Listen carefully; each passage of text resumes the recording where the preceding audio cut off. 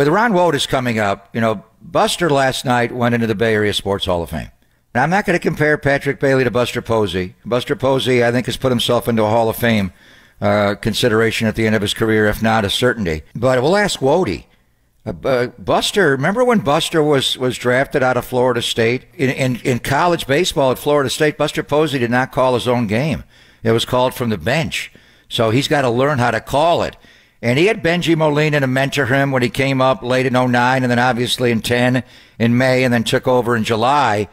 But I'd have to say, we'll ask Wody, I think at this stage of his career, Patrick Bailey is further along than Buster Posey as a major league catcher. And that's, wow, that's amazing to say, but I think it's true. And then where's he going to go from there? With Patrick Bailey, Wody, we were talking about when Buster came up in 2009, at the end of the year and then early in 2010, the talking point was he didn't call his own game at Florida State.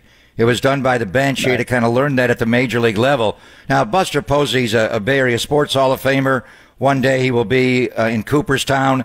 So to compare Patrick Bailey to Buster is blasphemous. But early in their development, could you say that Patrick Bailey is further along than Buster Posey as a receiver, a game caller, a pitch framer, all that? I think that's a fair comment, although I have to tell you that Bailey could be further along or is further along than when Buster got here.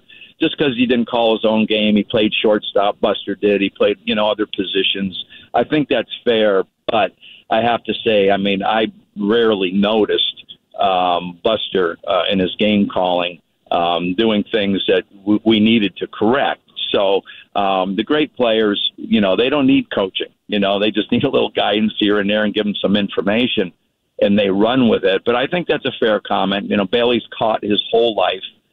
That's his strength. He was drafted because his receiving ability and his calmness back there. He's very similar to Buster in that way, self-assured, very confident, and the pitchers love throwing to him.